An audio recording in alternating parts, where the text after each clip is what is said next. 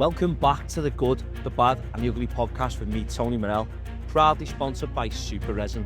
This week's special guest is Finley Worthington, the man behind Ketamine Education Services. Finley opens up about his struggles with ketamine addiction, the impact it had on his life, and how he managed to turn it all around. Now he uses experiences to lecture in schools, educate young people, and ultimately save lives. Thanks for listening and watching this episode. It get to a point where I've rolled off my bed onto my floor and I'm in fetal position with tears in my eyes and I'm literally rolling around the floor. Some people think you pick it up and you decide to become addicted. I never woke up one day and thought, let's throw 7 years of my life away. Welcome to the Good, the Bad and the Ugly podcast with me, Tony Murrell, and this week's special guest is Finley Worthington. Really looking forward to sharing the Good, the Bad and the Ugly. Finley, how are we, mate? Good, mate, how are you? Thanks very much, Finn. I reached out to you and, I came across you on social media and your story. Seen you on this morning. Yeah. I seen a clip of you on this morning and I thought, wow, I need to speak to this guy. And obviously you're in the Northwest and, what I want to speak about is a story that we need screaming from the rooftops. How ketamine is taking over the kids of today as young as 11, 12. It's absolutely frightening. And your story is how it got a grip of yourself, what it done to you, your family, loved ones around you. And, I want you to share your story and what you're doing now, raising awareness and stuff like that. So let's just get right into it. Just want to start from where you're from, where you grew up, family life and school life was like. Yeah, so I'm from Burnley originally, little town up north, obviously you'll be familiar with it. Working class family, weren't the worst childhood, weren't the best. It was addiction and bits of mental health and stuff around me when I was a little bit younger. A little bit of a dysfunctional family, to be completely honest with you. I think a lot of families are dysfunctional, let's be honest. If everyone says they've got the perfect family, I think they're telling a few porkies, you know what I mean? Yeah, exactly that. But, still had a good upbringing to an extent, really. School life, I was quite bad in school. Started off all right in primary school, fairly quiet, didn't really, and then got into secondary school and I became a class clown, getting kicked out all the time, constantly getting kicked out of lessons and threatening to be excluded. And, I weren't off the scale bad. Yeah. I just messed around. Was there any lessons that you enjoyed? Was you a sporty kid? Was you into footy and stuff like that, boxing and stuff? Yeah, PE for me. Yeah. PE and drama, the two ones where you weren't sat in a classroom doing paperwork. Loved it. Yeah, that's the thing, a lot of us, yeah. Yeah, played football all my life, played in school team, we got to a decent standard with school, played on a Saturday and a Sunday, just played it for years and years. That were a big part of my life. And then you get to a certain age, you start going out drinking, don't you, and finding all that sort of stuff, and then you experimenting in little bits and bobs and stuff. Yeah. What was it you started experimenting with first? What type of drugs was it? So my first substance was cannabis, weed. When I was about 14, 15, when we first started dabbling with it. And we quite quickly became addicted, me and a few of my mates, and we had a laugh with it at that time. We'd had a couple of joints in one of my mates' houses, or we're usually walking streets. And we'd have a laugh about it, and it was quite enjoyable for a period of time. And then that grabbed hold of us quite quickly. It took a little bit of time. Obviously we're still in school at that point. We're more sort of when we left school, start going to college and what have you, earning money. You've obviously got a few quid in your pocket. You're going to buying weed. And that's it. And that was the start of it, yeah. Well, weed. And it's quite important, really, to talk about weed because so many people smoke it. It's massive, going to schools and if I speak to a young person now, they'll tell me they smoke weed like they tell me they drink a cup of tea. That's how casual it is. And they don't see a problem with it. They just see it as it's only a joint. It's not, it chills me out and it does this for me and does that. And but when they're dependent on it, yeah, and that's when it gets a grip of them. And like you say, it's with weed and cannabis, whatever you want to call it, it's like you say, a lot of kids of today think it's only one joint and whatever. But when they're buying two £20 bags of weed a day or whatever, 2 or 3, that's a £40, £60 a day habit. Yeah. 7 days a week. So when you work that out, it's a fucking major problem. Yeah, it's a lot. And like you say, so from the weed, where did that take you? Yes, it was the weed, and then obviously we started dabbling. We're going out drinking. We were drinking on parks and stuff young, but I do think that was part of growing up. But that never grabbed me. Did the drink as such. We started smoking weed, and obviously at that point now, you delved into the drug world, if that's what you want to call it. You're meeting the dealers who have got the coke and everything else that comes with it. So you're in that world. You've come from being an innocent child growing up, if that makes sense, to boom, you're in there. And it became cocaine. We'd be going out drinking, and I remember getting introduced to it, and it was like that. What, go on, give it a whirl. I'm one of them. And I had it, and I remember the first time I had it, I loved it, because it just gave me this confidence. So like I say, I was quite quiet, quite sort of withdrawn to an extent. Some people might not have seen it. If I'd have known them, I was sweet, but if I didn't know you, I was quite quiet. Yeah. So I took cocaine, and obviously, boom. Everyone was your mate, and he's chatting the leg off everyone. Yeah, all loved up and all the rest of it, and there was like pills and stuff in there at that sort of time. And then with coke, that became a bit of a problem very soon. When I look back, I can see that the pattern of maybe becoming addicted quickly. But obviously with addiction, you don't realise, do you? It's not like you're straight onto it and you think this is an issue, because you're enjoying it for a period of time. Was it a weekly thing that you were doing, like recreational, so like going to college, or if you were working, was it you go in the pub on a Friday and you were taking it then, or was it starting to take a grip when it was coming through the week and that, or? Yeah, that happened quite quick. So it was sort of apprenticeship age, 16, 17, however old. And I got working with a lad who was bad on coke, Did he introduce really you to it, sort of thing, yeah? Yeah, but you've got to think, he'd have had a little bit more money than I would. So he's buying bigger amounts, so he's making bigger lines. So straight away from get-go, I'm sniffing big lines with him, trying to keep up with him. But then my tolerance is like, from a young age, is boom. You're talking, you've got quite a good tolerance.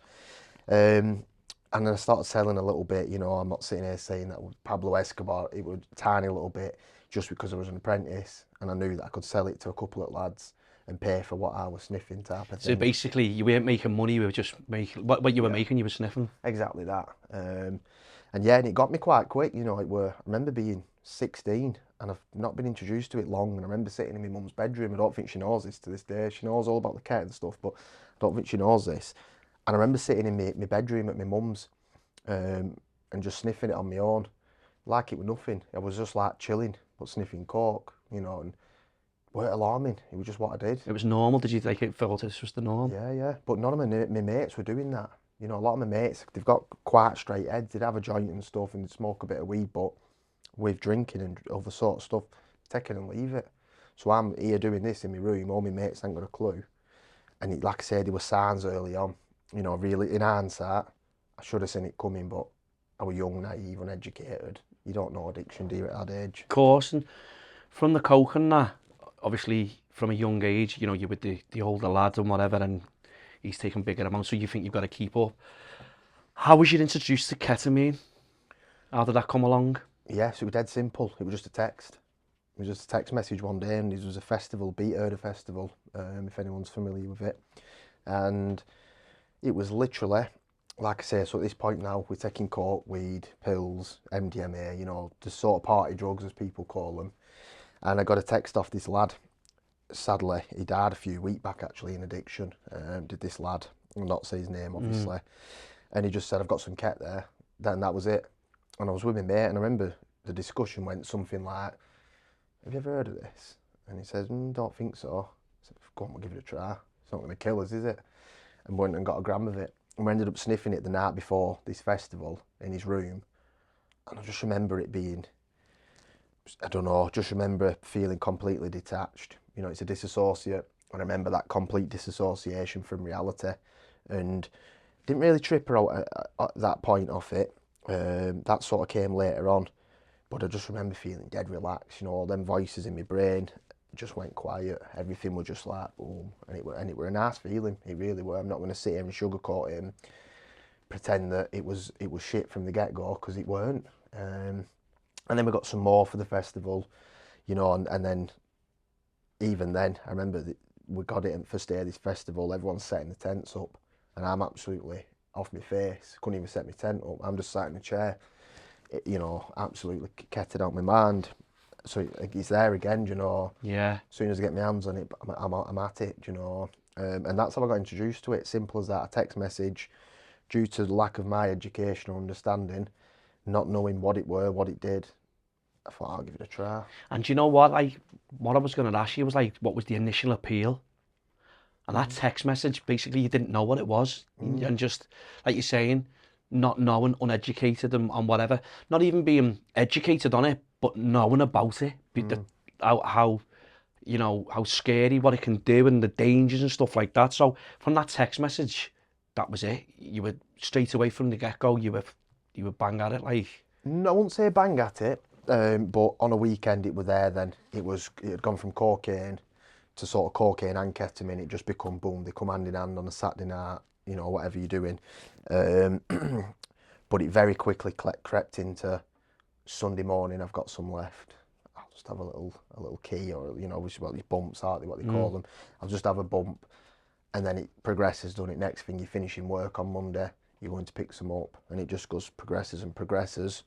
You know, without spending too much time, it just, probably spent, I'm going to say it took about a year from first trying it to progressing to a point where I was sniffing it during the week, and, you know. 12 months, it sort of. Yeah. Did anybody at work notice, or your family and stuff like that, or was anyone trying to give you to one side and say, listen, Finn, you need to get a grip here, lad, or was you just left, or or was you hiding it well? Hid it well. Yeah. Without even knowing it, you become an addict. So you become good at the manipulation and the because you don't want no one to know your secrets. Yeah. It's your little secret, and at that point, you remember, I'm enjoying it.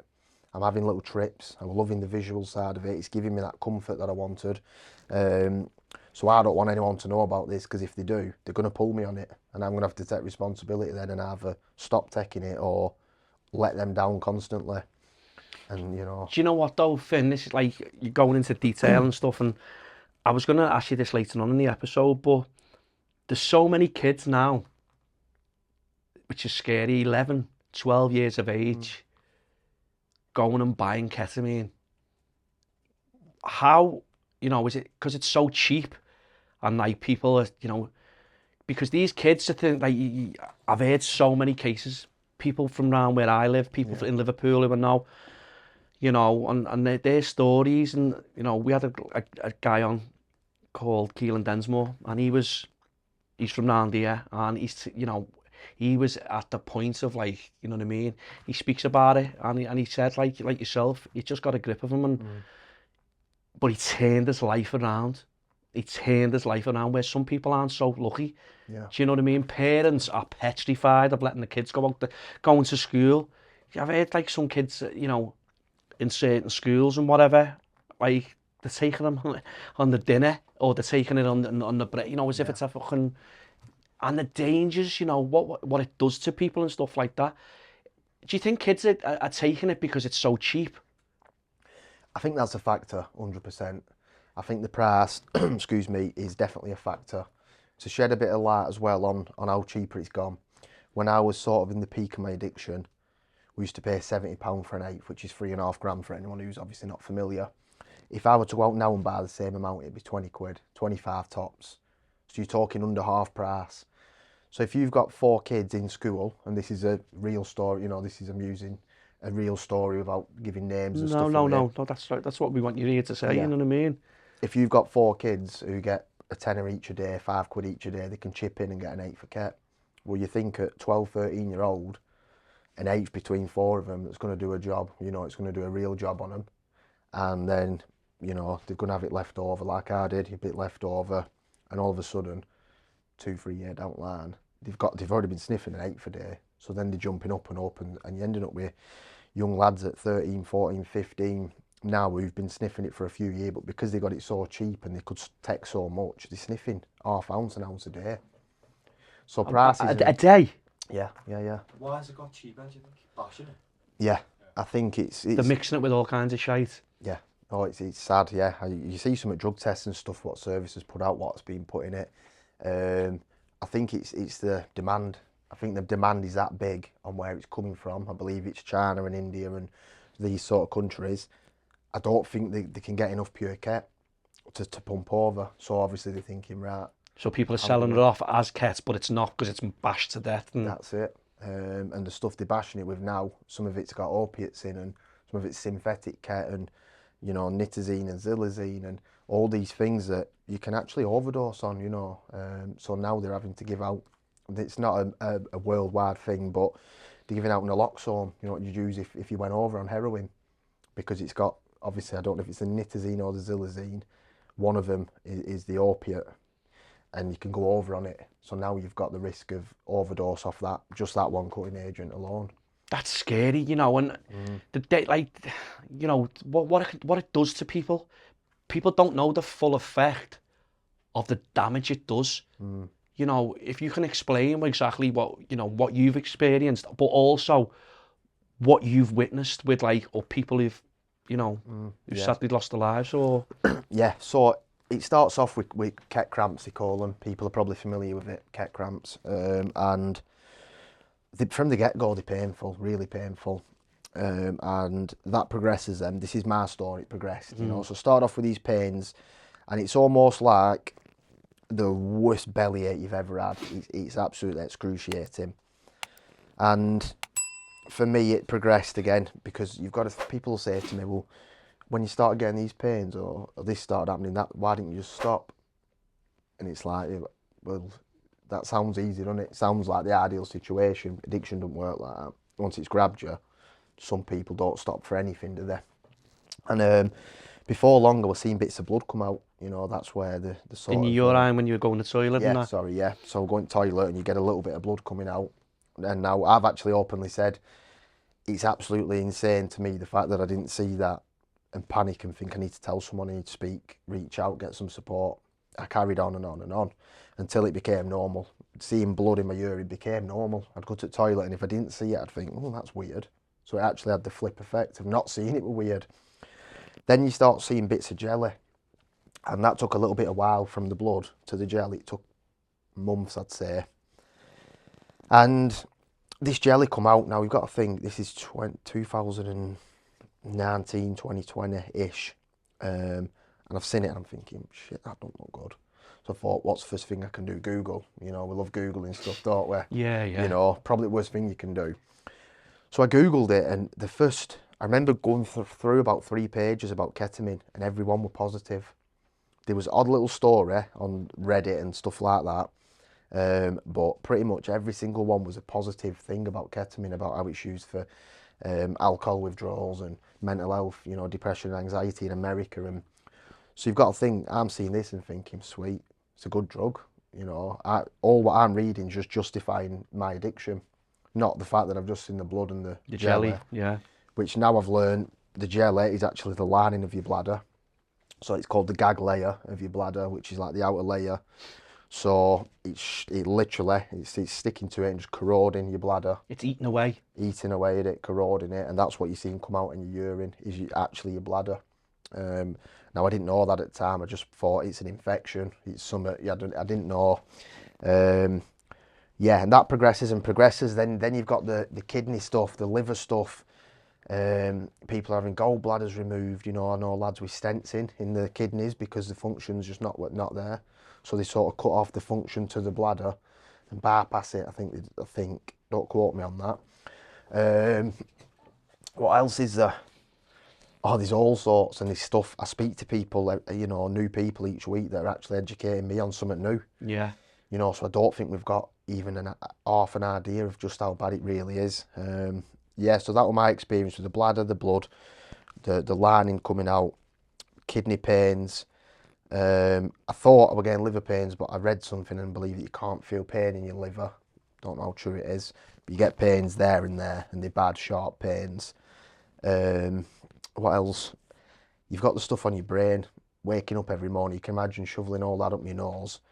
You're just bunged up, you have a bad headache, you know, it affects your eyes. You can feel it in your eyes sometimes because you're obviously getting the drop back and it goes round into your eyes, can burn from it. What else? Then there's a nose damage.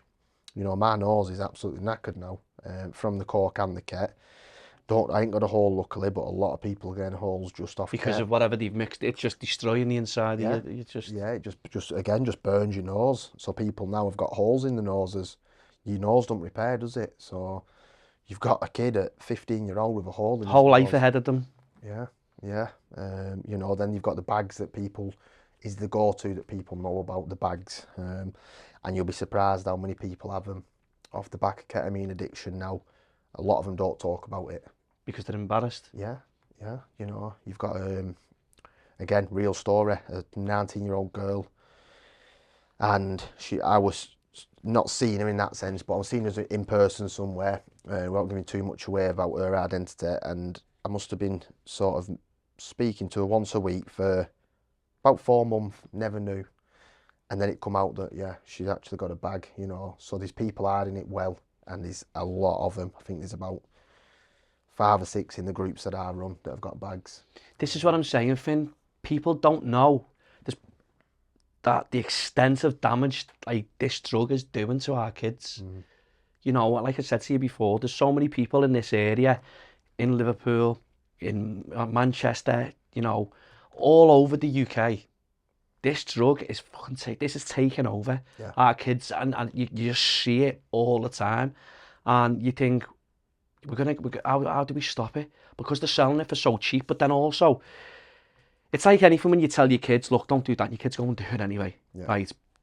But this is scary. This is like the statistics for, I think, children under the age of 13 taking it, or 14, I think it is I can't remember the percentage what it was, but it's scary. It's absolutely scary. But with when if there's any parents watching this, what would your advice be to them? You know, if they were concerned about, or they've got, you know, a feeling that the kids are taking ketamine. I think it starts way before the addiction. I think it's, and I'm not going to sit here and tell people how to parent, because I'm not a parent, but I do believe that having a relationship with your children where you can openly talk about what they're doing and what you're doing as well, you know, without being shouted at or kicked out or judged. I feel like if you can build a relationship like that from the get-go, then you can go and openly speak to them, and they can say to you, this is what's going on. That's the ideal situation. A lot of people don't have that relationship with the children, and I get that, you know, for whatever reasons, everyone's got their own problems going on. But I think asking them the question outright, straight away, you know, outright asking them, you usually, if you ask someone a question and then taking care every day and you ask them, they're probably going to go red or look away, or, you know, and you're probably going to pick up on what they're doing. And yeah, you know, it's supporting them, not having the approach of going alpha level with them, screaming at them, shouting at them, kicking them out, threatening them with police or whatever else it might be, you know. And this is all stuff that I know, you know, some people do, and it's easy for me to sit here and say that because I don't have a child, so I don't know how I'd react if I had a child who I brought up and loved, and they come home and told me that. There's going to be all kinds of emotions for a parent, but I think it's trying to be reasonable with them and understanding. I think if you can be that, even if they approach you with it or you suspect it, I think you're setting up for a more positive journey than getting yourself worked up and screaming and shouting. Journey together as well, isn't it? You know what I mean? And it's just it's so hard, I think, with the kids, because they hide it well. Do you know what I mean? But then when it's getting a grip of them, and you know, we all love our kids and stuff, but when you're scared for them, or you say someone might pass a car, oh, you're such and such is taking keto or whatever, and the first thing you want to do is give them a ring and get your ass home or whatever. There's there's an approach to do it, like you've just said there, because you're angry, because we know how the dangers of this drug. And I just think it's so scary for a lot of for parents.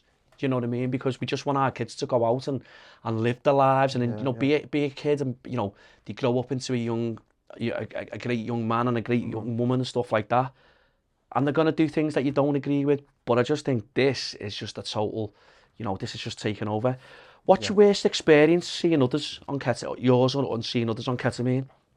So, in terms of addiction, I was very isolated. You know, that were addiction. That's where it takes you to isolation. Because if you're on your own, there's no one around you to pull you on your behaviours, is there? So I spent most of my addiction in my bedroom on my own. So in terms of other people's addictions, while I was actively using, I didn't see too much. There was lads that I'd buy it off. I tell you, there was one lad who, sad, really sad actually, dead nice lad, and I was buying it off him. I remember going up one day, and it were quite weird really, because we were watching each other's decline, you know. Was he taking ketamine as well? So he'd take it, but I'd take it. And do you know what? I'll hold my hands up, it worked perfectly for me, because I'd go up and he'd be twisted. So I could manipulate him with money, I could get more, do you know, and it worked perfectly. I hold my hands up. Not proud of it, but that's what While you were in addiction, that's what you were. Yeah. But it takes a lot to openly admit that, though, mate. You know what I mean? Yeah. It's not, you know, it's and that's not a representation of me as a person. That's me in addiction, you know. That's where you was at. Yeah, and it's quite a sad thing really, because we watched each other's decline. Do you know? And he might even end up watching this, you know, and he'll know who he is straight away. And he was one of them dealers who was up 24/7. So if I kettled at 3 o'clock in the morning and come round at 4 o'clock, could ring him, boom, straight up, and he'd be up. So it was a good number at that point in time for me. I remember going up and I remember seeing, and again, I don't want to give too much away because if anyone makes the links and they hear what I'm about to say, it's a bit thingy, but going up and there was people saying that he could speak to ghosts. He was telling people he could speak to ghosts, and he'd lost his head. His head had gone. His head had gone bad, and I remember going in one day, and I'd been away with my family, been to Blackpool to try and get a couple of days clean because of the pain I were in. And obviously, took it with me, got some over there. Then as soon as I got back off train, I'm round to his house. And I said to him, so-and-so, can I use your toilet? And he went a bit weird about it.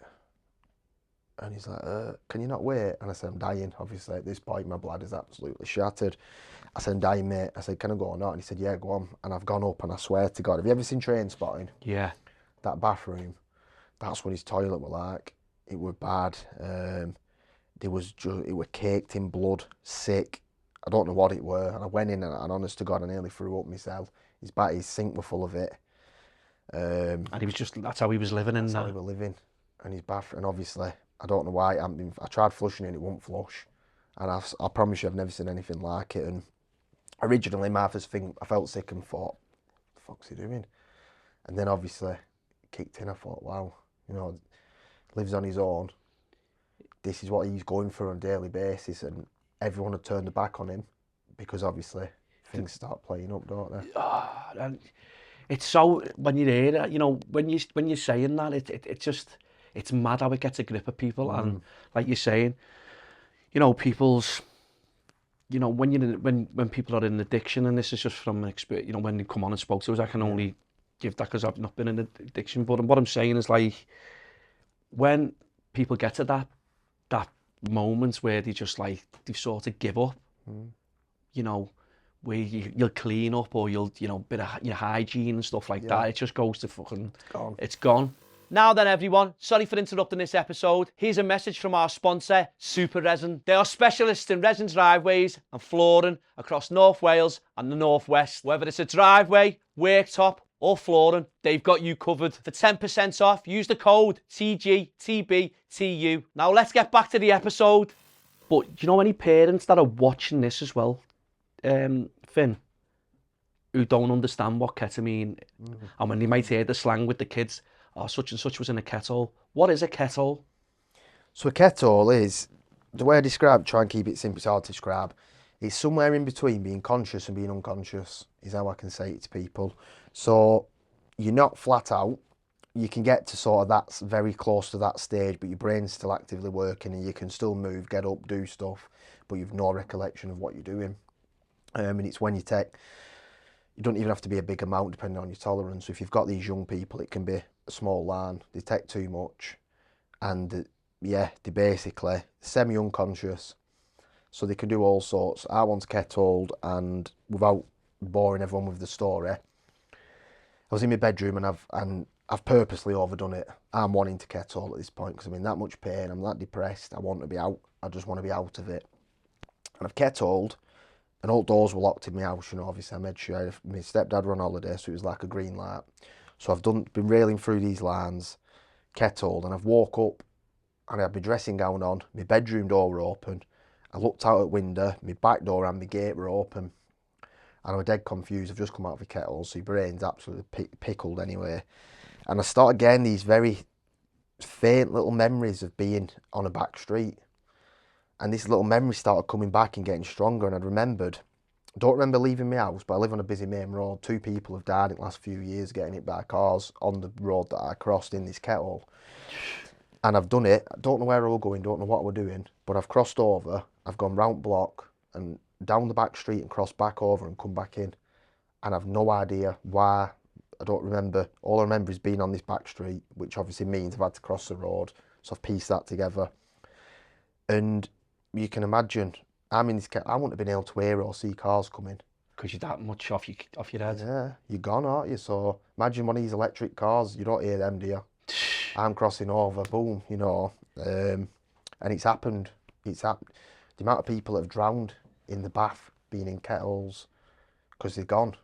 Obviously, you're in bath, you sweat, you do a line in bath, then you're gone, you sink, you're dead. And that is a lot. And has that happened? A lot. A lot. There's stories out there. Google it, they'll come up. There's stuff all over social media. And the problem with that is it causes you that much pain. One of the main things for pain relief is a hot bath, because you get in and it just settles the ket cramps and whatever's going on internally. So ket users spend a lot of time in bath. Anyone who's bad So on that's signs as well for parents who are, yeah. you know, because like I've heard like people saying, oh, they suffer with the cramps and stuff like that, and because there's parents out there who are they're oblivious to it. You know what I mean? They're not so much clued up. Do you know what I mean? Yeah. You know, when you coming on and speaking about it, raising this awareness of, you know, your story, but also what you're doing now and stuff. But you know, what are the signs, you know, for parents who think they've got an inkling, or you know, without confrontation, you know what I mean? What signs would you say look out for? Yeah, so the first one really is your isolation. Don't always start with isolation, but when they come home, if they boom straight to the rooms, they don't want you to see something, you know, or they're staying out longer than usual because they're trying to sober up and come back. Don't give much away. You're not going to catch them all out with that. The next one's going to be the pains. Now, a lot of them are covering it up, saying they've got stomach ache. A lot of them are taking Buscopan. I've seen it in schools where they're taking Buscopan in and they're playing on it, saying they've got RBS, stomach ulcers, stomach bugs, anything to do with the stomach. So because they're taking hot water bottles and they you know, keeled over, teacher says something, yeah, I've got RBS, or look, these are what I take, and they're dropping Buscopan in front of teachers to blag the fact that they're taking Ket. So you've got the stomach stuff. Money's a massive one. You know, if they're tapping you up for money all the time, or they're borrowing money off people, if they're a little bit older, if they're getting loans and debts, that's another one. And a lot of them tie into addiction in general in terms of the behaviours, but I think it's more the physical stuff we Ket. The main one is the stomach and the bladder stuff. If they're in bath all the time, if they've got hot water bottles on them a lot, your medication, Buscopans and stuff for your stomach, taking painkillers, you know, they're the main ones off the top of my head that I know I did. And if they're doing them, if they're doing one or more of them, then it's quite a telling sign. I think that sort of sums up what to look for, really. So, you know, going into schools, and, you know, I'm sort of going ahead a little bit here for what you're doing now. Are you going into secondary schools? Obviously, primary schools are a little bit too young, you know what I mean? But, like I say, when kids of 11 who probably just got into year 7, you know, in the secondary school, are you seeing a lot of, because that's what you're doing, you're going into schools and you're explaining about the risks, and is it something that is really going on where it's taken over and parents are worried? Is that what's happening? Yeah, and you know, it's funny you ask that, because you often hear stuff, don't you? This is what's happening, and you think, is it, or is this what's being made up to fit a narrative? 100% is what's happening. I'll tell you a story now about a young person in a school, and I've gone in to do a talk. It was only a small place, and I'm at front doing my talk, and there was a young person in there, Jack the lad. You know, he's swinging on chair, he had all new gear on and all that sort of stuff. And he was sort of had this attitude, too cool for school, and it was similar to me, class clown, you know, messing around. You read them straight away, yeah. Yeah, and it turned out, I'll explain in a minute. Anyway, and I'm doing this talk, and it was weird, really. So there's like 4 rows of chairs, but there was only 1 row taken. They were all sat at the back like you do. And as the talk was going on, he was getting closer to the front. He were moving chairs, and to the point where he was sat on the front row on his own, and he's engaged, he's listening. And I thought, something's rung true to him, you know, this either someone he knows. His eyes, his ears are pricked up. He's on it, yeah. He's like, boom, he's laser focused. So I started asking a few questions. I always do to see what they know. And he's coming out with answers like that, boom. And he was giving me specific answers. So I always say to him at the end, if anyone wants to have a chat, I'll stay behind on my own, you know. It's confidential, let's have a chat. So I stayed behind and he sat and he tried sort of blagging it that he was just chilling and all of the pupils left, and he stayed behind and we had a chat. And it come out that there was him and one of his other mates, and he was 13-year-old, he was a kid, you know, you'd look at him in the street and just think, not like, even like a teenager, or he looked like a kid. And he was sniffing an eighth between him and his mate, eighth every 2 or 3 days, he said. Now, at 13-year-old, it's a lot of kit. It's a lot, you know. And yeah, and I said to him, I said, what do you know about it? And he just like laughed, like a nervous laugh. And he went, it's not good for you, is it? Like, is it bad for your bladder or something? And I thought, wow, you know, and it was scary. It was scary how much he's putting away, but he doesn't have a Scooby about what it's actually doing to him. So we had a chat and I told him a few bits, and by the end of it, he had fear in him. Now, that weren't me being, you know, funny or anything with him. That me just telling him this is where you'll end up. This is where I've ended up. I don't know how he's getting on now. I've not been able to check in or find out, but hopefully, yeah. And that's happened probably 10, 20 times with 13, 14-year-olds, I'd say. Seriously? Yeah, and that's just me. I don't go to every school on planet, you know. Yeah, yeah. I only go to, probably been in 10, 20 schools maybe, some of them more than once. So to think that, you know... And in every school you're going into, Finn, this is what's coming up, it's not... Yeah. We do quite a lot of alternate schools, alternate provisions, I think they call them. So you've got a lot of kids that have been kicked out of mainstream schools. Now, there's usually a reason they get kicked out. Usually, there's a link between kids that have been kicked out and their home life, things they've got going at home. Yeah, a lot of them have got parents in addiction, poverty, mental health.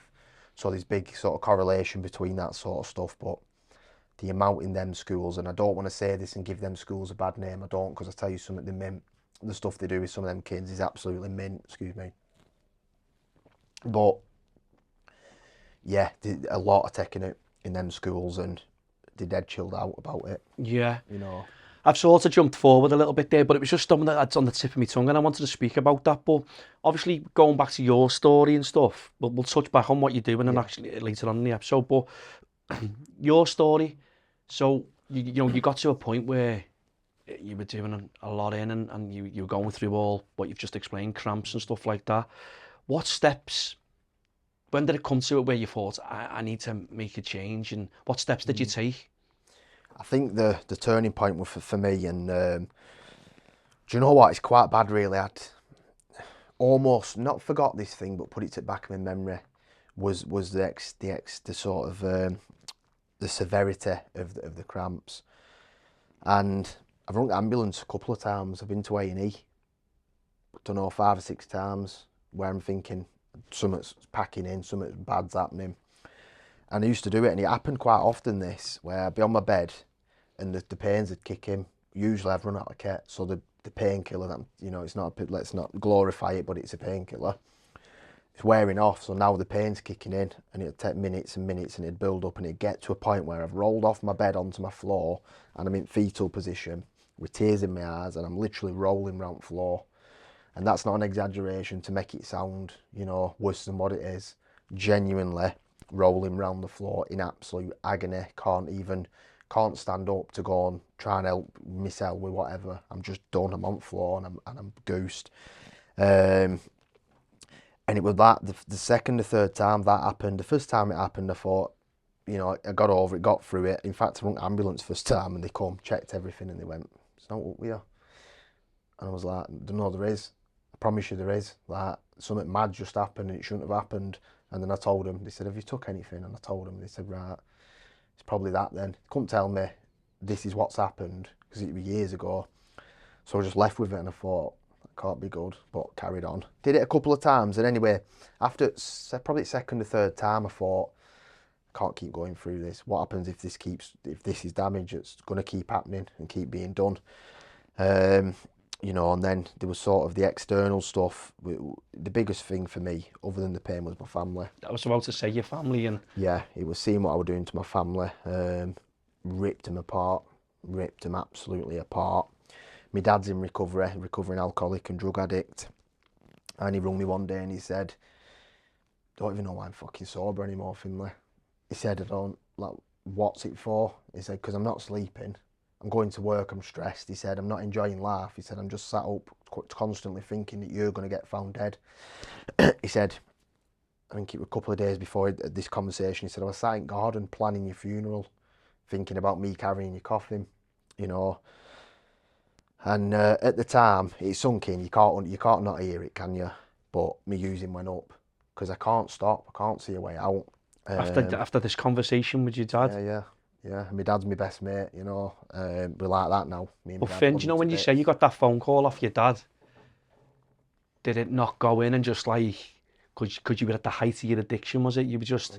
It went in. Did it go in and stay in when he said that to you, or did you say you used more then, or...? It went in and it stayed in because obviously I'm thinking about it now. So it's gone in, but I've done what I knew best. I've took more care to put that to the back of my head. Because that's what, you know, there's a reason, isn't there, why we all pick up drugs. People, some people think you pick it up and you decide to become addicted. Some people don't understand it. Yeah, no. I never woke up one day and thought, let's throw 7 years of my life away and fuck my bladder up and all the rest of it. It just, you make a bad decision taking the substance and it grabs you. Because you flip here, yeah. You find something in it. I found that quiet, you know, my brain, I struggled with my mental health and, you know, struggled coping with life, with finances and work and money, and I took that and everything disappeared. So that's what attracted me to it early on. So there's a reason people take it, and I think it's important that this is spoke about. It's a lot of people I've again sidetracked a bit from No, you're not. so I No, apologise. listen, it's your story, mate, and you tell it how it is. And Yeah. I think it's really important that, you know, you talk about your story, and this is what it's about. And you don't apologise, honestly, mate. You just tell it how it is. Yeah, and you know, a lot of time and effort gets put into the specific substance, and people can get clean. You know, they can put the substance down, but they've not dealt with the reason why they started taking it. What were it that attracted you to it? What were it you were trying to mask or run from or hide or cover up? You know, and that's where your rehabs and your therapy and your counselling stuff comes into it. We'll probably talk about that later, I'd imagine. So yeah, going back to that, yeah. So I had that with my dad. There was a story, I tell it to people. They're really powerful. Another one with my mum. I live with my stepdad, and I'd not seen my mum and dad for weeks. I'm in addiction. I might not see anyone I'd see my stepdad. I'd go down if I could eat. You know, I'd go down, fill my face, then that's me then.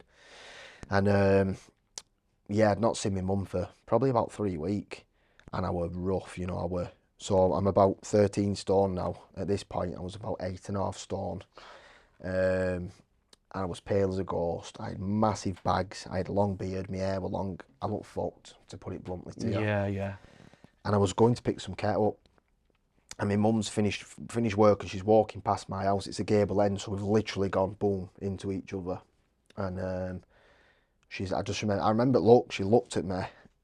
And she was like trying to say something, but she couldn't. Because she was just shocked to see the way... Shocked.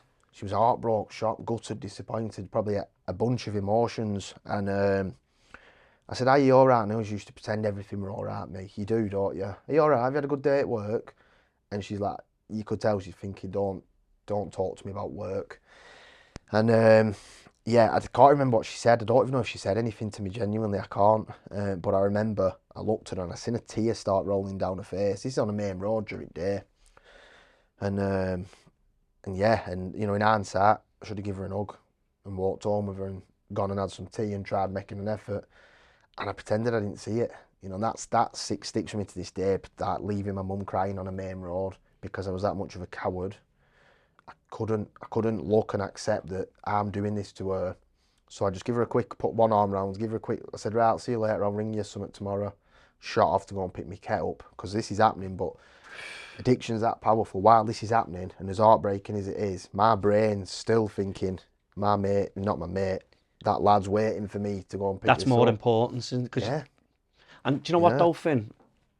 That is powerful, and that's very...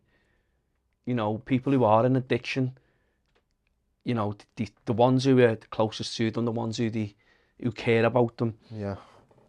that goes out the window, because the more instead of like going and doing that, you know what I mean? And listen, you'd openly admit that. Where you say, look, I should have went with my mum, took her home, sat down, had our tea and whatever.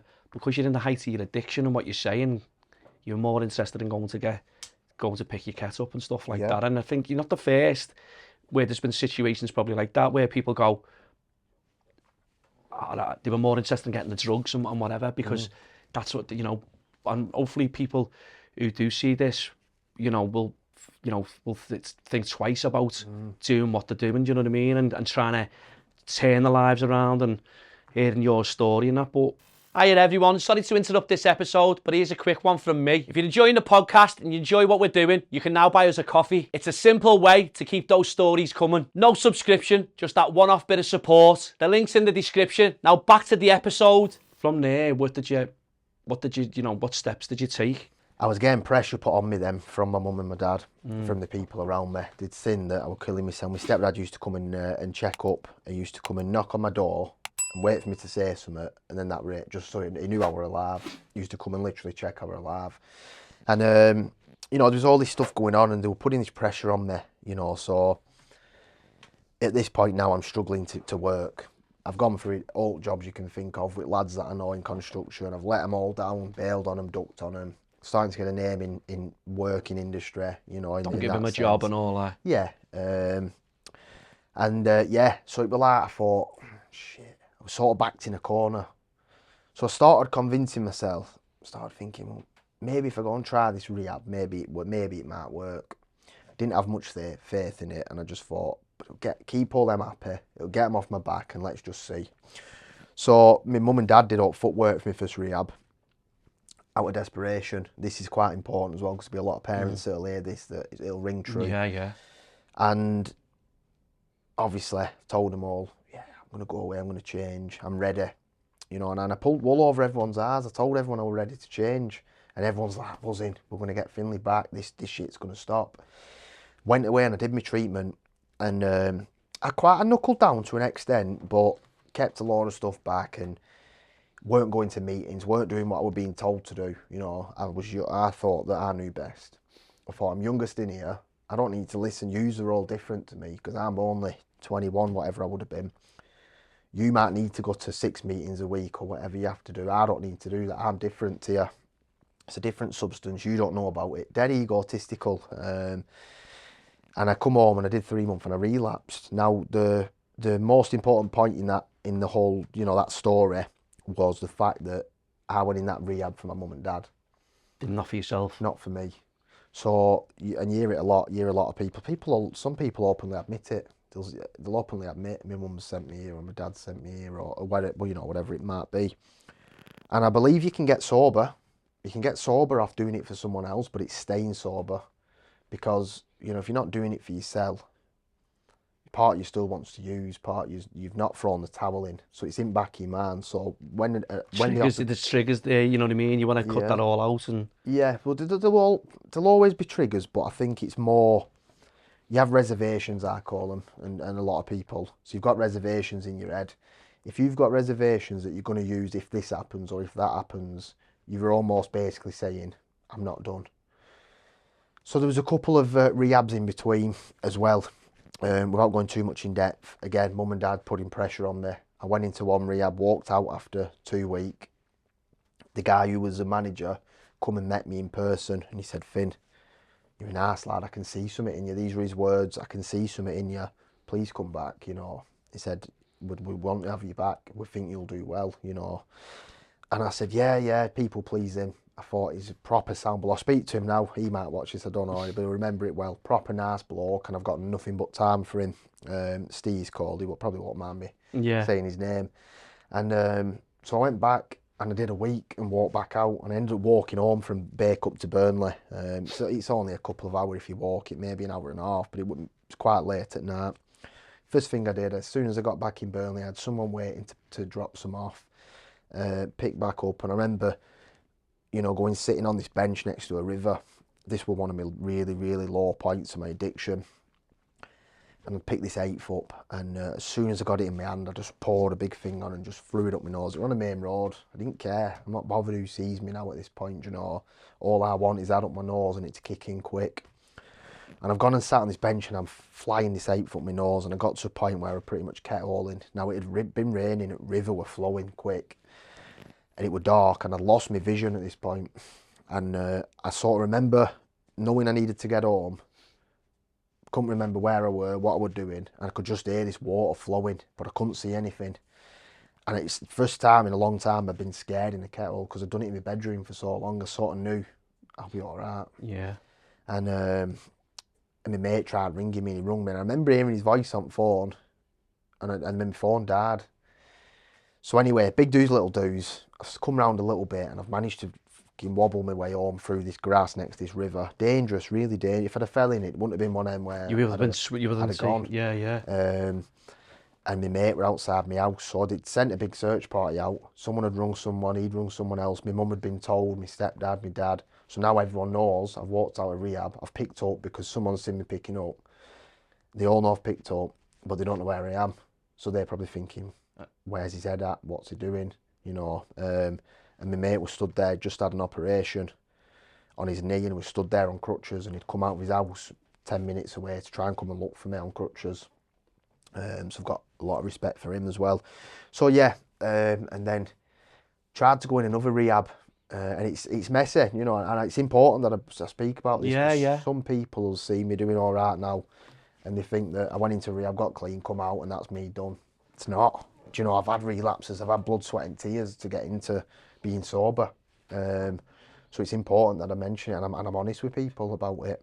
And then this time round, that was when my complete attitude had changed. I was still having a little bit of pressure put on me from, you know, externally, nowhere near as much. Now it was me internally. It was the pain that I was in, you know, the blood, the stuff that we've talked about. Jelly and stuff like that, Jelly. Now my finances are shot at, you know. At this point, I think I owed about 20 grand out to credit cards, loans. That's without dealers that I owed, so you're probably talking 25 grand. So you were borrowing from Peter to pay Paul to get you to, like that to sort of... Yeah. I were taking catalogues out, getting a grand on Very and all that, you know, all that Klarna. Buying random stuff, knowing I could sell it quick. Like a quick sale to go and pick up. Yeah, I sold everything I owned. You know, I'd growing up, I'd sort of into my clothes and my trainers and stuff. I had some nice, decent stuff. Everything went, guitars, clothes, watches, everything. And some people try and say that ketamine's not that addictive, and it don't get to a point where you start selling stuff. I promise you now it does. You know, it's just the same as any other drug. It's like you're saying there, you're selling, like, you know, your clothes, you know, stuff that's personal to you, and because it's got a grip here, and that's what I mean. When people talk about ketamine, they just think it's like a party, but it's when it gets a grip of people. Do you know what I mean? And that's why I wanted you to come on and share your story, because with where it's took you to and stuff like that. But do you know, when you were doing all that, Finn, and this is going to probably be a tough question, you know, was there a time that you ever thought, like, I can't carry on like this? Or was it, you know, was there a time that you felt like you didn't want to be here? Or... Yeah, of course there were. And you know what, some people might think this sounds dramatic. There was a period where every morning, I've said this on other stuff, every night before I went to sleep, it sounds crazy, I used to pray to God that I wouldn't wake up. I'm not even religious, never believed in God, but I'm praying to him now that I'm not going to wake up. I'd wake up and I'd be absolutely fuming, and I'd think, I've got to go again. Another day of this shit. And I swear by this, and I fully mean it. I won't sit and say something like this. If it wasn't for my family, I would have killed myself. There was a few times where I was driving in my car and down a hill, going up to a place in Burnley, and it's quite a steep hill, and there's a river. And I remember doing it once and thinking, and sort of planning it in my head, thinking, right, if I'm ever going to do it, I'm just going to floor it down here, whip steering wheel quick, and I should mount the curb and go over this drop. And I remember going down one time, and I had like tears in my eyes, and it just in silence, and I'm driving, and I'm foot flat to the floor. I don't know, I must have been doing 70 or something like that. It's a built-up area, it's quite, you know, it's a bit of speed. And I'm like, edging my steering wheel. Part of me's going, just fucking do it. you know, you won't be missed because you're just upsetting everyone. You know, what you're going to gain by staying here. And I didn't. I bottled it. Didn't have the balls to do it, top and bottom of it. And I'd always think about my family. You know, that'd be what popped into my head. My family, my little niece, my grandma, my sister, my mum, my dad, my stepdad. And I just think, no, I can't do it. So, truth be told, I don't think I ever could have done it. It got to a point where I probably, if I were going to, I would have done. Yeah. But that's not, But I don't look, know. you're here, and I think they'd all want you here instead of all going to your funeral, do you know what I mean, Yeah. and stuff like that. And it's people like yourself, Finley, who are raising awareness and speaking about their experiences, because real life experiences is what, you know, what people, no, this is not scripted, this is real life, this is your story. You know, this is what's going on with the kids of today, these young kids, and how it got a grip of you. But just going back to like saying your family and stuff like that, you know, I've said this to a couple of guests on here, you know, when people have said they were in a bad place, like you was yourself, but it's how you turn your life around, because they all would want to be seeing you, you know, at a funeral, burying you, Yeah. you know, they want you here now, and look what you're doing now, you know what I mean? And I just want to say thank you for, you know, sharing that, because it was a tough question, and I was a bit worried to ask you it, but, you know, you opened up and spoke about it. But Yeah. from there, did you go and get help then? And Yeah. was that the point where I need to get help now?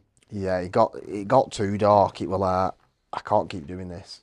Like, I don't know, there was probably some fear that maybe one day I would pull the steering wheel, or I took a load of pills once. Kind of knew, I didn't know for a fact, but there were random pills in my drawer. Some of them were strong painkillers, some of them were probably, they could have been anything, you know. And I just took an handful and thought, might not wake up. Part of me probably thought, I probably will. They weren't loads, they probably, I don't know, 15, 20. So it was a roulette type of job. Yeah, and it just got too much. I just thought, I can't do it. Can't do it anymore. Because you were upsetting everyone. Is that why you wanted to? That was the main thing.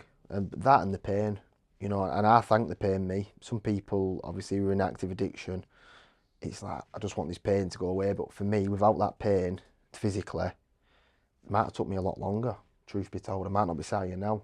You know, I might have carried on, and a lot of people will double down on that who come to our groups. They ask the question a lot, and a lot of people agree, without the pain, I won't be clean.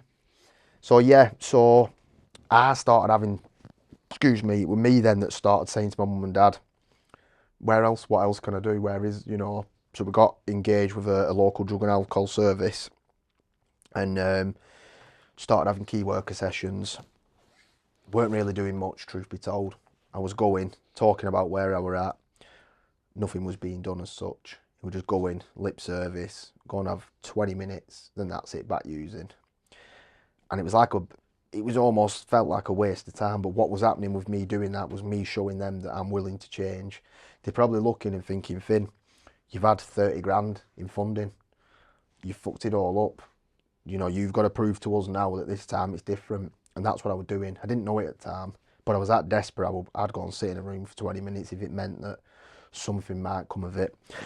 And did that for a few months, I'd say. And yeah, it come up. There was and we sort of spoke. I'd said I want rehab, and you could sort of tell that their attitude at first were, you've done it. How do we know? But they probably looked at me and thought, we're not giving it you. You're a messer. Because I were a messer. And anyway, it come up with Acorn, who I'd done my sort of, I'd stayed with them on my first treatment. They were in their accommodation, and it come up, and they give me a date, and the date got moved, and this is how I knew I was ready. First time round, if date would have got moved back, I'd have been buzzing. You know, if they'd have said, you've got another 2 months, I'd have been like, sweet. This time round, it got moved probably about 2 months, and I was gutted. I were absolutely gutted, and I thought, am I going to make it?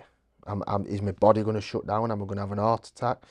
Am I going to drown? Is this going to happen? Is that going to happen? You know, and I was quite petrified, to be honest. And luckily, it's not luckily, but someone finished or relapsed or whatever happened, and the bed come free. It didn't have to wait the 2 months.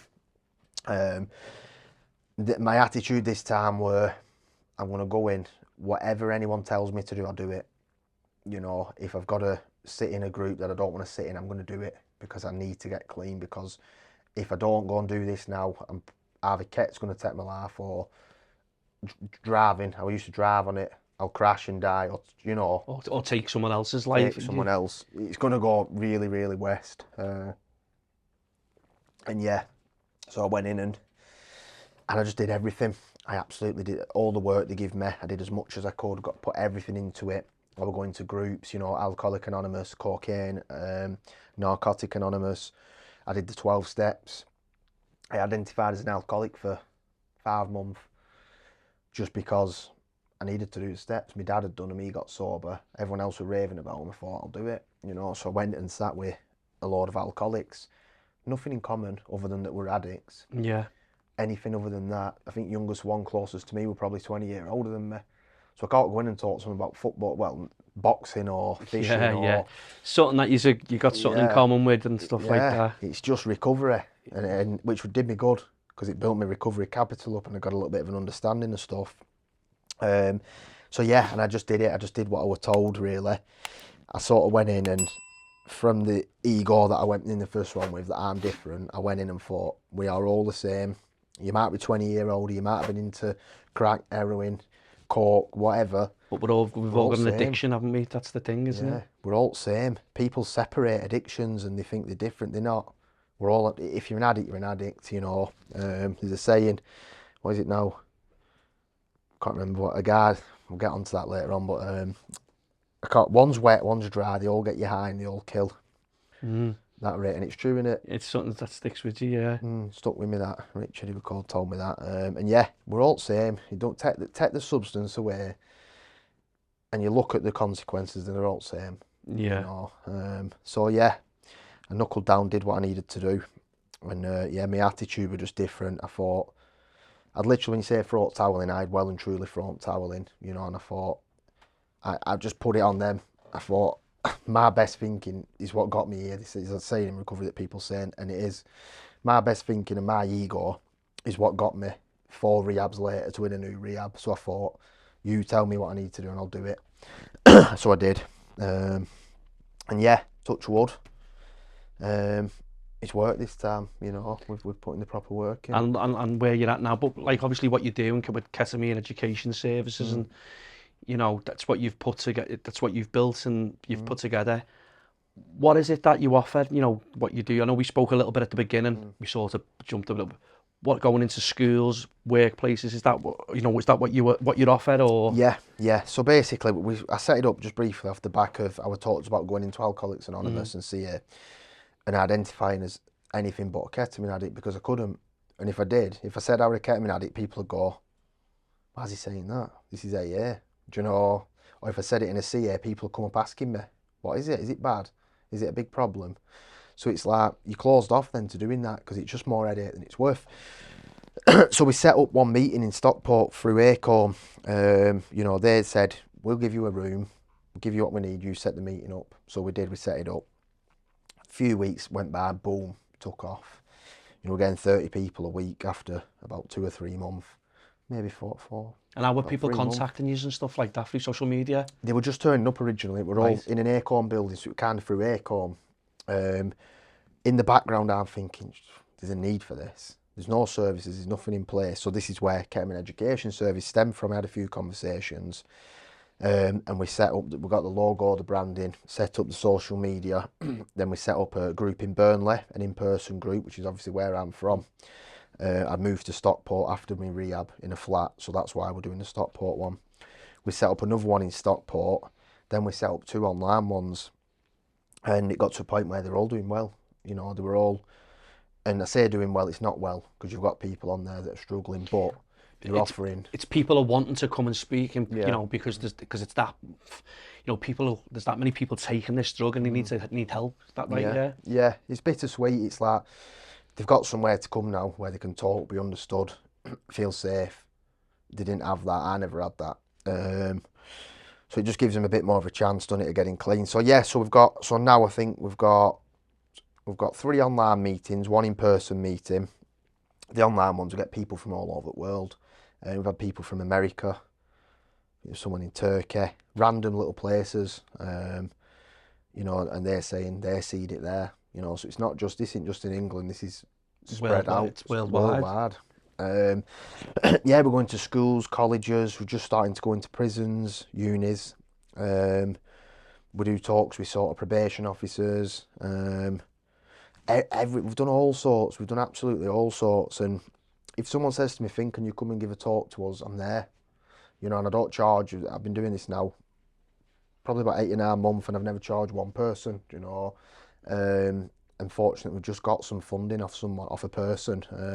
He don't want his name publicly known, but he's quite a famous person. He's just donated a decent amount of money, so now I can actually get paid, so my fuel's covered and I can take a little Well, this is what I mean, you know, for stuff like that, and I can see that you genuinely want to help people. It's not about financial gain, you know what I mean? It's because you're wanting to save lives, basically, and it's lovely that someone has, you know, donated or, you know, funded, you know, what you need to, like, because you're going to need equipment if you want to go into schools and stuff like that. You're going to need, like, you know, a projector or, you know, sort of stuff like that to, you know, with PowerPoints on and stuff like that, speaking to the kids and going into workplaces. And because I think a lot of parents, you know, going into schools is fantastic because obviously you're speaking directly to the kids, but parents that don't know. Yeah. Do you know what I mean? And it's brilliant. So what you've explained to us is where you were at, Finn.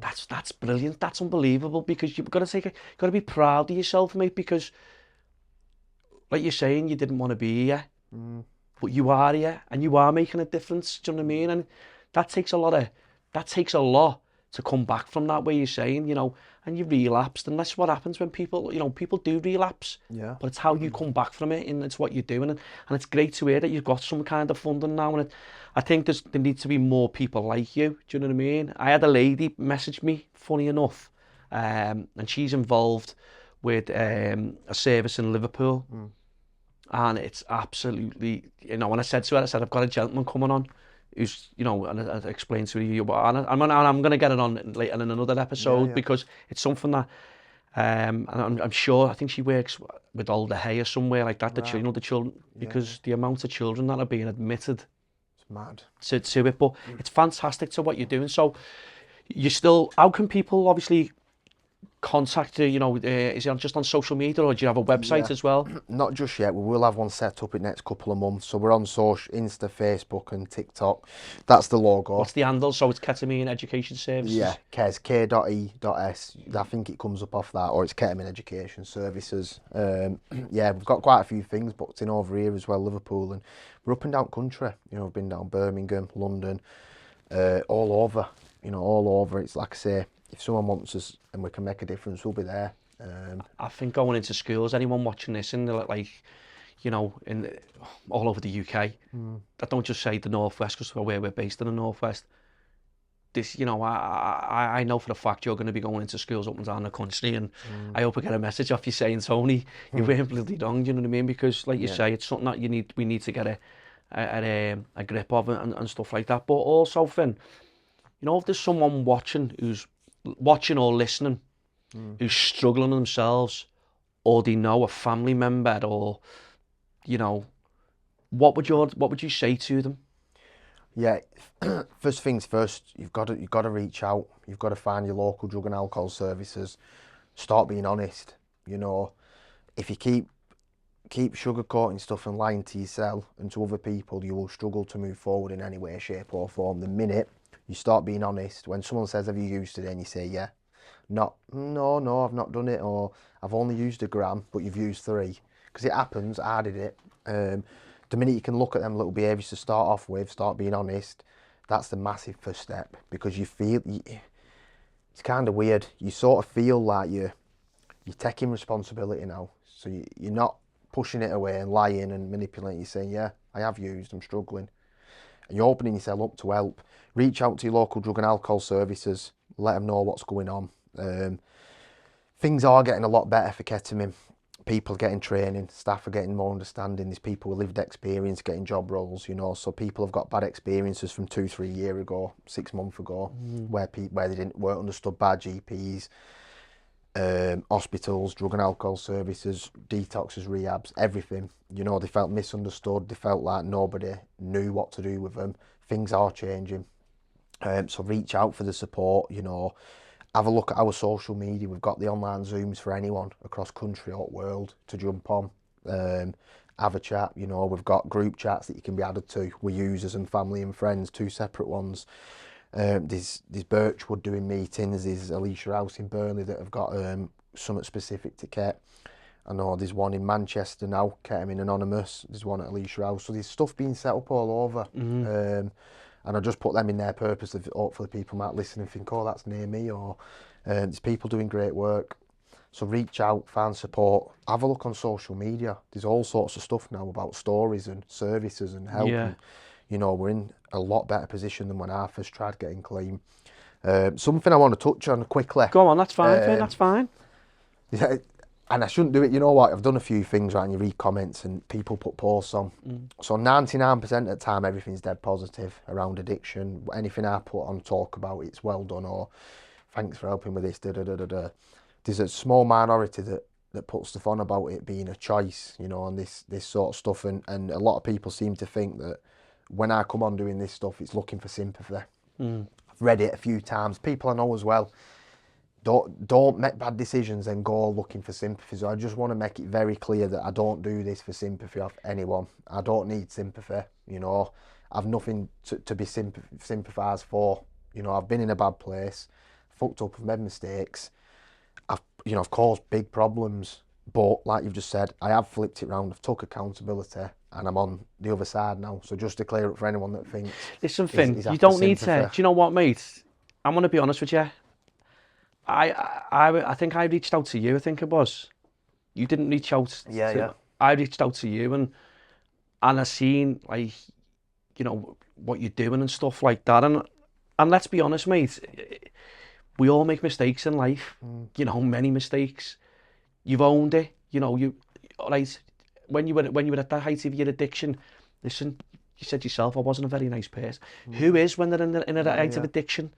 But it's what you've done now and how you've turned your life around, and you've got to take a lot of credit for that, because some people just cannot do it. And because we're all human beings, and some people have got better, stronger willpower than when others, and it, you know, can just take one thing to, like, you know, oh, I've relapsed or whatever. But you're here, and you know, I think you're being a bit hard on yourself, because you know what, you've made mistakes, but you've come back from it. Now you're going into places, travelling up and down the country, and you're not even charging. Do you know what I mean? Where, listen, mate, you're giving back. Let me tell you now, you're giving back.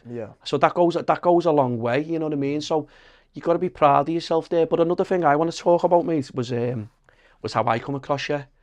I don't watch This Morning daytime TV. I just seen it on a reel, actually. So I'm just going to clear that up before I start getting some stick for that. But I come across you on This Morning speaking about ketamine, and that's why I reached out to you. That's why I reached out. I seen you on This Morning and all that. And how did that make you feel when, like, you had an email or you had the phone call to go and appear on, you know, on ITV on This Morning? You know, a big platform to spread awareness for the message. What? It were good. It were good. So I was supposed to go on a while back, and they cancelled on the day because of how it works. They've got very fine sort of time margins and stuff, so they cancelled. So I weren't really thingy on it. I didn't think it was going to happen. And yeah, I just thought I'd go and do it. Ask whatever they asked me, and I was hoping I'd have a little bit of scope to talk about some stuff that a bit naive of me. I don't watch telly, so I don't know how stuff works with interviews and that. They have slots. You got about 30 seconds or a minute or something. Yeah. So I'm thinking, painting this ideal picture. I can speak about this, speak about that, share this, and share Kez. Thinking I'll get Kez out there. Then anyone who's struggling now has got somewhere to go, because they've got a massive platform to millions. You know what I mean? On ITV, especially.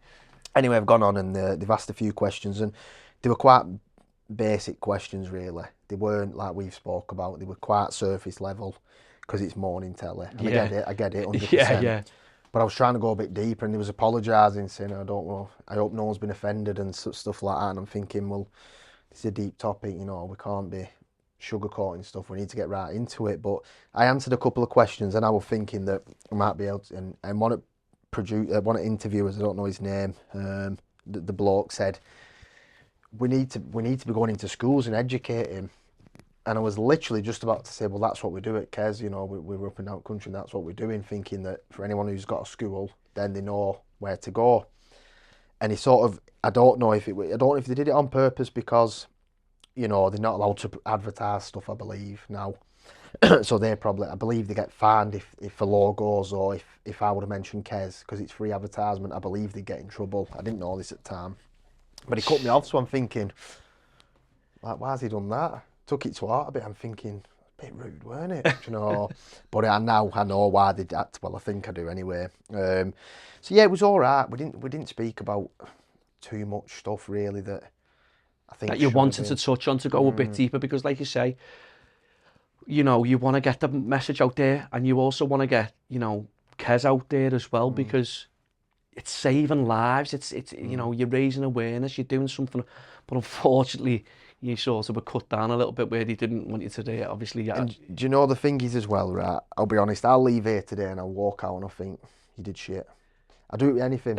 Anything I do, I think you didn't do right well. And I put this mad expectation on that I'm going to do really well at something. I don't know why, but I do. Then when I leave, I'm always let down with what I've done. I do it with everything in my life and come away deflated thinking, you didn't do this, you didn't do that, you missed this, you missed that. And I'll beat myself up. I'll be driving home now and I'll be beating myself up because I didn't talk about this and this. Rather than just thinking, look, gone, you've tried, you've done your best.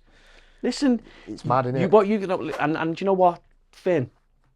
There's a lot of people like yourself who we all overthink things, or I could have done this better, or it's like anything. Do you know what I mean? In life, you're not, you know, so don't beat yourself up over it. And the certain stuff we've touched on there today, like where it's, you know, where you've gone on this morning, where you wouldn't have been able to speak about that, and I wanted you to come on and share your experience of what ketamine done to you and how it got a grip of you, and you know, in the height of addiction and what it can do, and raise awareness to family, to parents out there who've got kids and they're worried about them. So don't be so hard on yourself, because you know what, sometimes you know, we all do it. Oh, I should have said this, or I should have said that. But I think what you spoke about has been really, you know, really interesting, because it's a hot topic that needs speaking and screaming from the rooftops and going into schools and going into workplaces, like we've said. But like I say, mate, it's you've got to be very proud of what you've created and where it's going to take you. Because I know for a fact, after this podcast goes out, you know, you'll get a couple of DMs on whatever. I'd like to think you will. I know you probably will do, because do you know what? This is what this podcast's about, real people with real stories. You know, going through the good, the bad and the ugly. Certainly been through all that. Yeah. And you've got to be, you know, you've got to be happy where you're at in your life now, because you're still going through it, but you're sharing your experiences. And I think what you're going to do going into schools up and down the country and workplaces will stand well for you. Family life today, how's that for you, mate? Best it's ever been. Life in general is, and you know what, sometimes I got a little bit of a false sense of recovery. This is another important thing, without going too much off topic. I thought that recovery was, you hear people say you get a life beyond your wildest dreams, and I had this misinterpretation of that, and I thought it was, I'd wake up every morning, I'd jump out of bed, I'd be whistling, I'd be happy, nothing had upset me, nothing had made me angry, everything would just be fucking mint. That was my interpretation of what they said when I did the steps and one thing and another. And I've later come to now to appreciate and find out that it just means that I wake up and I don't think about not drink drugs more than anything. I don't need a substance now to mask how I'm feeling. If I feel something, I know how to deal with it. You know, if it's something I'm uncomfortable with on my own, I'll ring someone. Another big thing, ringing people, connection, massive. And that in itself's mint. You know, my little niece, she's 6 next week, I think, depending on what day it is. She's my little best mate. We're mint, we're like that. Do you know, just going round to my sisters and she runs in and gives me a big hug.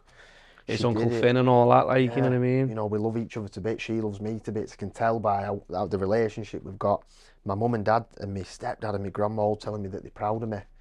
That's enough for me, really. You know, and sometimes I can get caught up in, be honest, the exterior stuff, you know, the external stuff, that happens in daily life, you know. What do I do next with Kes? And am I going to be able to be sustainable? Can we get more funding, and can we do this and that? And I can get wrapped up in it, and I can take it away from why I got sober. I got sober for me, really, but for my family as well. To be happy, to make them proud, to give them peace of mind. And I'm doing all that. So it's some days I've got to remind myself that forget all that stuff. Take it back to why you did it, you know. Last minute, my relationship's at best they've ever been, you know. I've got a missus, girlfriend I've been with about 4 months now. She'll probably kill me for not knowing exactly how long we've been together. But, you know, that's another thing. Wouldn't have met her if it weren't for recovering me getting sober. You know, so it's another thing to be grateful for. You know, there's also all kinds of stuff away from any of this as me as a person, you know. I'm back I coach boxing. I'm back in gym, running gym. I love it, you know, and I got to a point where I hated that because I was ducking and diving and fishing, doing everything that I used to do when I was younger that I loved. I've picked it all back up again and I enjoy it. And this is all due to change, mate. Yeah. You know, you've got all these relationships back, you know. You've got a missus and that now, you know, you're being active, you're in the boxing gym, you're going fishing, you know.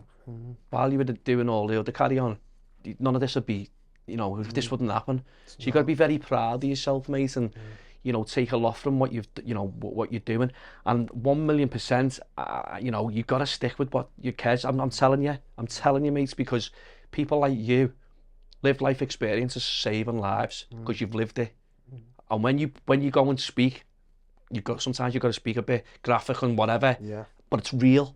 And this is what makes kids' fucking ears stand up and whatever and listen to attention and that. But listen, it's brilliant. What's in the pipeline for Finley Worthington? As a person? As a whole, mate. As a whole. We've got, so this is more Kez, we're doing a unit today, it's a good time to promote it. We're doing a ketamine, it might be good for you to come, you know, come along and have a look what's going on maybe. Yeah, definitely. It's Saturday 13th of September, all the flyers on our socials. Ketamine Addiction and Unity Day. We've got services from not all over the country but quite local to Burnley. It should be like 10-15 different services. We've got parents there doing main shares and talks about their experience. We've got, you know, users, ex-users. We've got live music, food, raffle. Just going to be a nice day where we remind people who are struggling that there is hope. Look at all these other people, they've done it, why can't you? In a nutshell. The people who are sober, have a laugh, show them that if they are struggling, there's people there for them and stuff. Yeah, this is, you know, it's our community coming together and saying, let's have a laugh, let's talk about what needs to be talked about. Let's get a little bit upset and emotional, but then let's get plenty of hope and inspiration. It should be a really good day. So that's next in pipeline for Kez. As a person, just trying to be a good person, you know, trying to get better every day. I'll openly admit I go to counselling. I've started going back to counselling, paying privately. Do I need to? Probably not. My mental health's not in a bad position. I'm not in a bad position, but I just think that I can look at bits of behaviours, why do I do them, start challenging behaviours and just try and become a better person. Yeah, you know, and just that's me really. Just try and become a better person, try and be a family man, try and be there for my family emotionally, the best I can, you know, and just be a good person, and hopefully make something of my life, you know, long term. That's my biggest thing now. Finn, I think what, you know, your stories was a powerful one, you know, one that, you know, opened my eyes a lot, even though I've already had a previous guest on who shared exactly similar stories, but the extent of some of the stuff you spoke about was like, you know, very, very heavy. But listen, Finn, I wish you the best of luck with everything, mate. You're a lovely fella, you know, opening up and sharing, and I wish you the best of luck with Kez, and I just want to say thanks so much for sharing the good, the bad, and the ugly. Thank you, mate. Nice one, mate. Cheers. Thanks for having me.